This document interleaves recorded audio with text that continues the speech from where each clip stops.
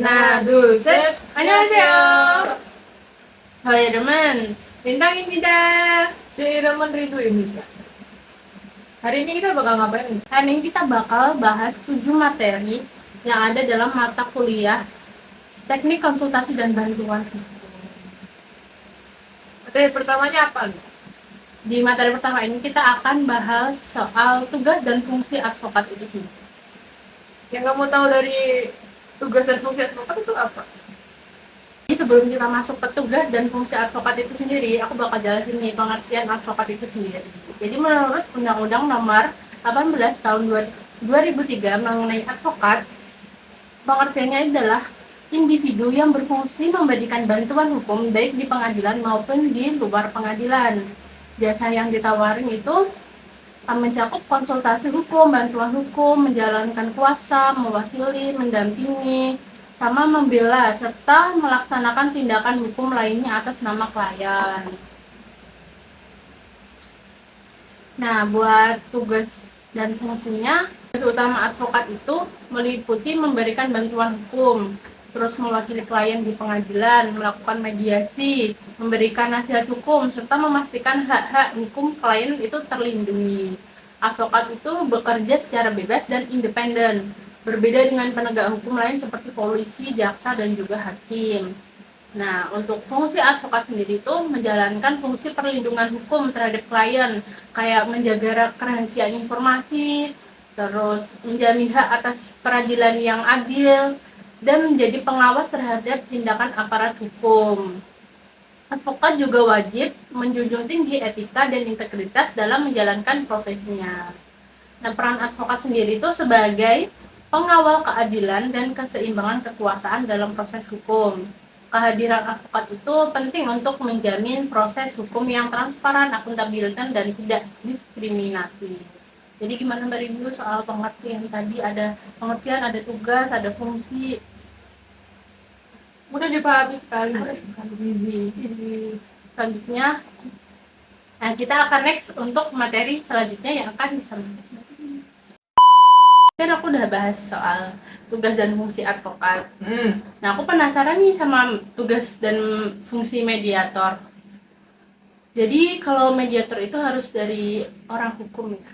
Jadi begini, mediator itu kayak penengah di tengah dua pihak yang lagi berkonflik. Dia bukan hakim, bukan juga pengacara, tapi orang yang membantu dua belah pihak untuk menemukan jalan tengah tanpa harus ribut panjang atau langsung ke pengadilan. Jadi mediator itu sebelum kita mau sidang nih, nah kita bakal mediasi dulu gitu. Benar. Kalau ngomongin tugas mediator, yang pertama dia harus mendengarkan kedua belah pihak. Jadi mediator nggak boleh berat sebelah dan harus netral banget. Beda sama advokat. Kalau advokat kan membela salah satu pihaknya. Yang kedua, mediator ini membantu mengarahkan obrolan agar tidak melebar ke drama, tapi fokus ke solusi. Ya, terus yang ketiga, mediator juga membantu membuat kesepakatan yang adil dan disetujui kedua-duanya.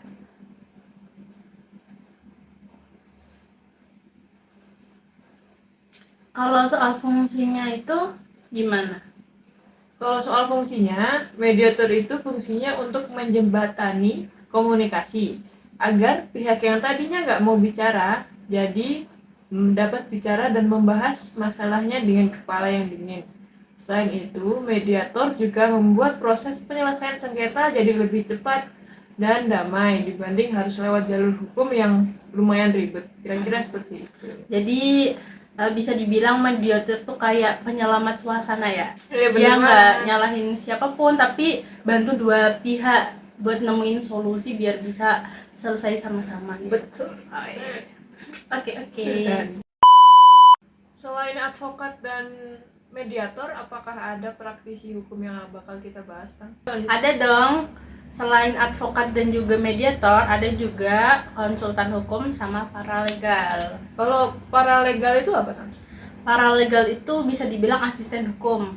Mereka bukan advokat dan nggak bisa beracara di pengadilan, tapi mereka bantu advokat atau lembaga hukum buat ngumpulin data, nyusun dokumen, atau bantu masyarakat yang butuh informasi hukum.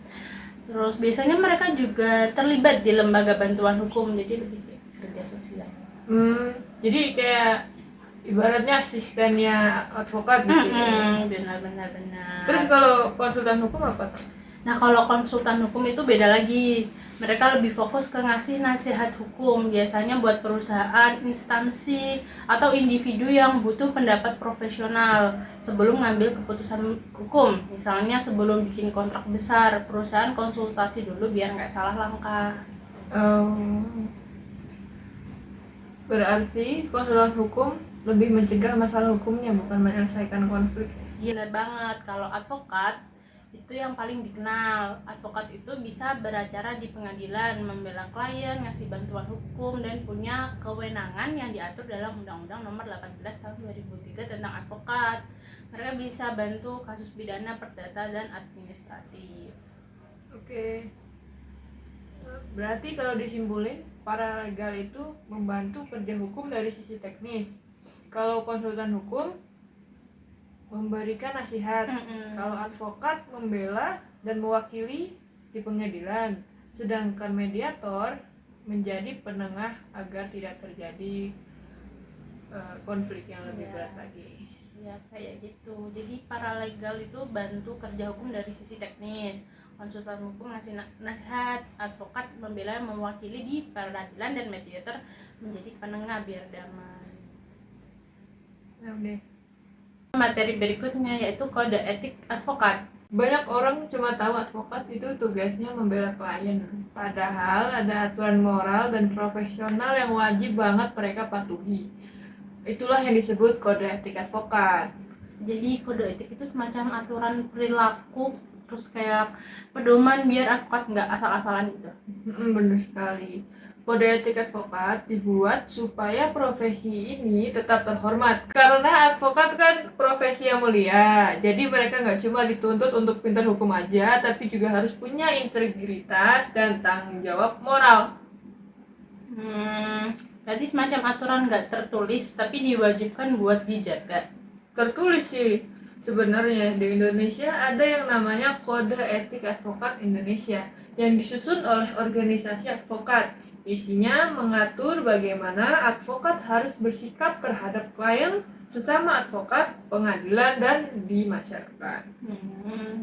Contohnya gimana tuh, misal soal hubungan advokat sama kliennya sendiri?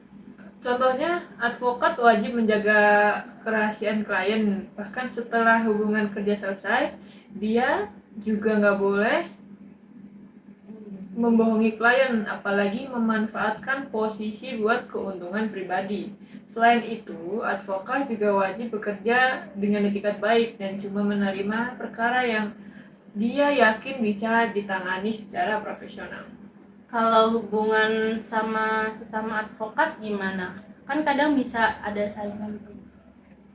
Sesama advokat juga harus saling menghormati sih. Nggak boleh menjatuhkan rekan seprofesi atau mengambil klien orang lain dengan cara yang curang. Jadi walaupun bersaing, tetap harus sehat dan tetap profesional, kira-kira begitu. Kalau semisal advokat tuh melanggar kode etik, itu ada sanksinya nggak? Di mana-mana melanggar aturan pasti ada sanksinya. Bisa berupa teguran, skorsing, sampai pencabutan izin praktik untuk menjadi advokat, tergantung seberapa berat pelanggarannya. Jadi kode etik itu kayak pagar moral buat advokat ke advokat lain gitu.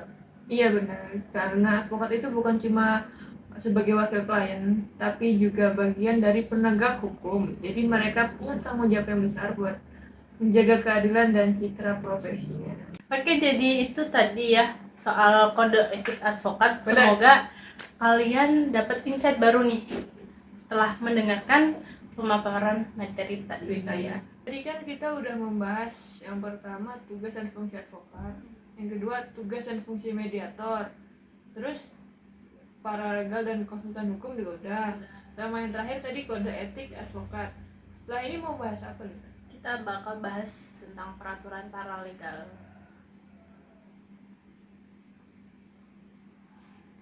Jadi kalau ngomongin soal paralegal itu, sebenarnya mereka juga punya aturan sendiri loh, meskipun bukan advokat, tapi kerja mereka tetap diatur supaya nggak sembarangan bantu orang dalam urusan hukum.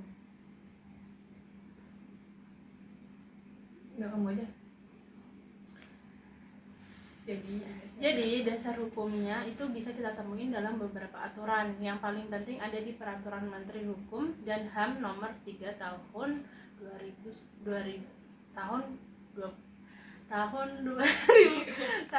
2021 tentang paralegal dalam pemberian bantuan hukum. Oh, jadi yang ngatur tentang siapa aja yang bisa menjadi paralegal itu di sana. Jadi di situ itu dijelasin paralegal itu orang yang punya pengetahuan atau keterampilan bidang hukum dalam bekerja membantu advokat atau lembaga bantuan hukum. Tapi sebenarnya dia bukan advokat juga. Artinya di sini paralegal itu nggak boleh beracara di pengadilan, tapi boleh bantu masyarakat buat ngasih penyuluhan hukum itu. Berarti perannya lumayan besar juga ya, terutama buat masyarakat kecil yang mungkin nggak ngerti cara mengurus masalah hukumnya sendiri. Benar, jadi peraturan itu juga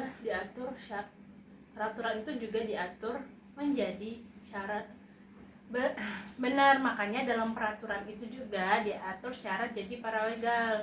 Misalnya harus WNI, terus berpendidikan minimal SMA atau sederajat, punya wawasan hukum dan terdaftar di lembaga bantuan hukum yang terakreditasi.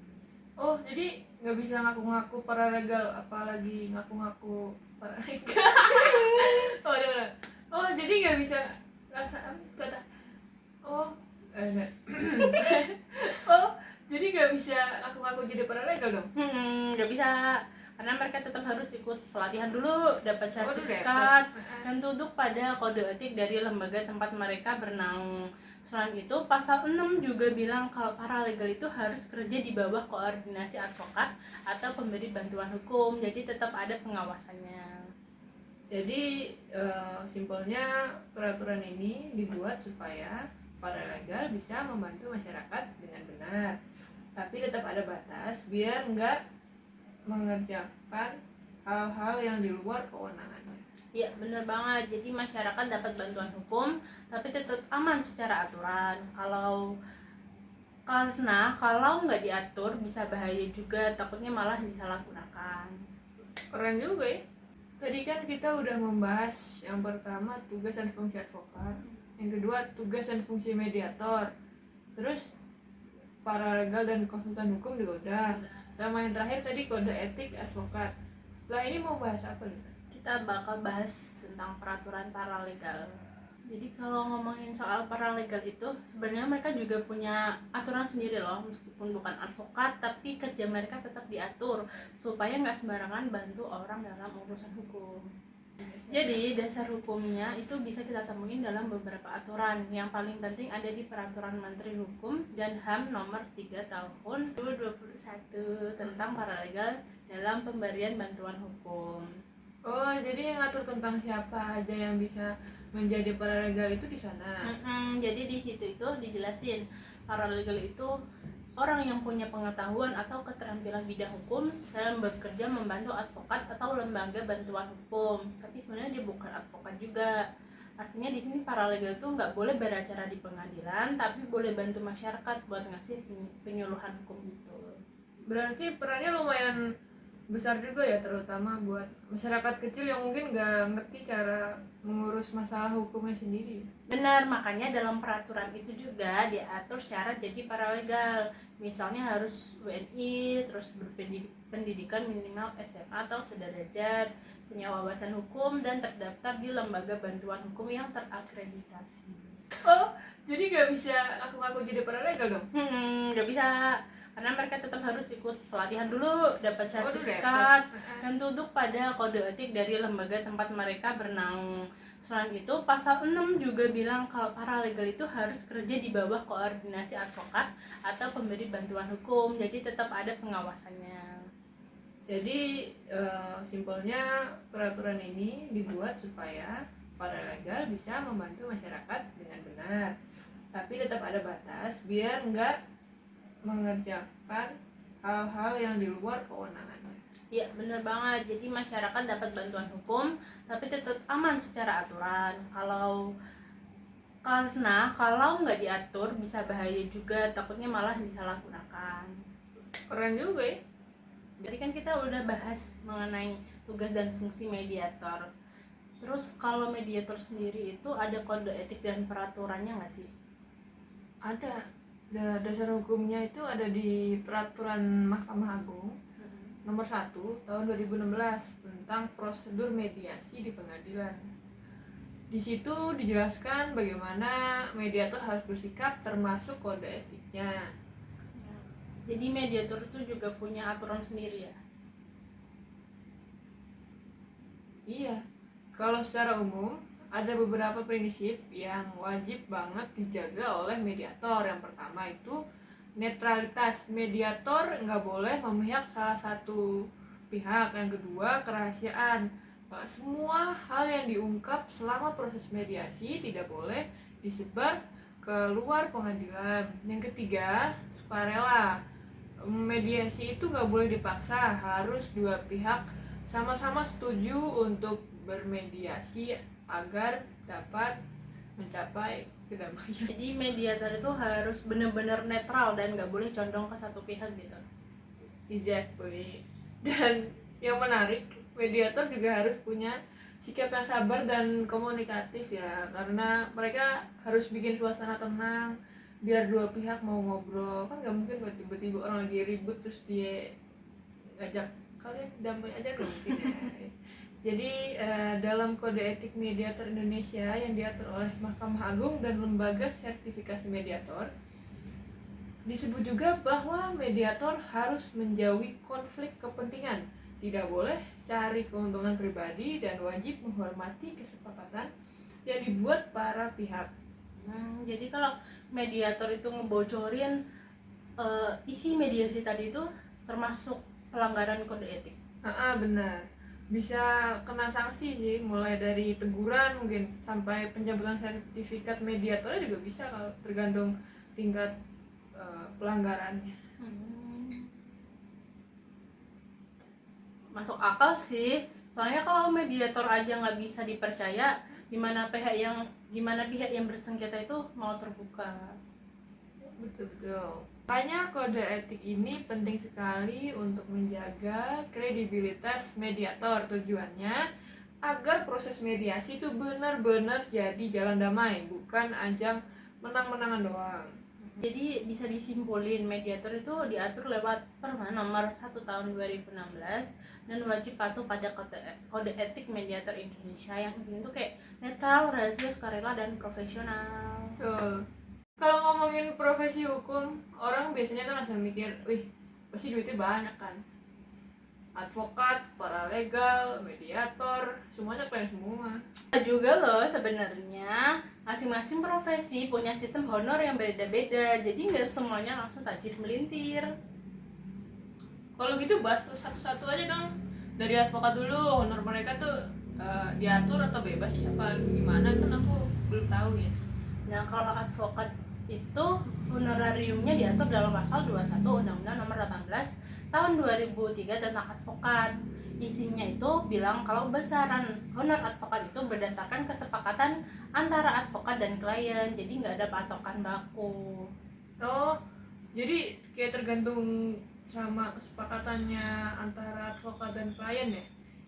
Kayak biasa per kasus atau per jam, atau mungkin berdasarkan hasil perkara gitu? Apa gimana? Ya benar banget, bisa dalam bentuk fee tetap, sukses fee, atau gabungan keduanya. Tapi advokat juga wajib mempertimbangkan kemampuan ekonomi kliennya. Dan kalau advokat menangani bantuan hukum cuma-cuma, dia boleh nggak narik bayaran itu. Itu bagian dari tanggung jawab sosialnya sebagai advokat.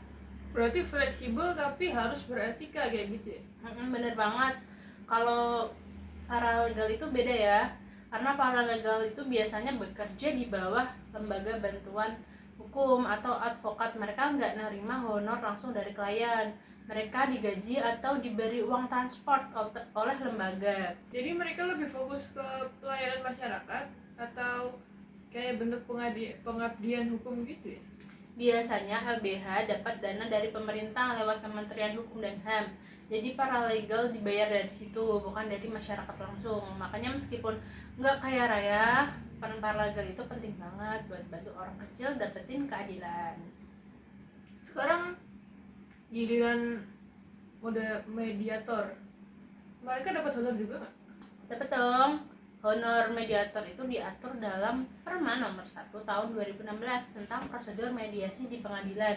Kalau mediator itu berasal dari luar pengadilan, dia bisa dapat honor berdasarkan kesepakatan para pihak.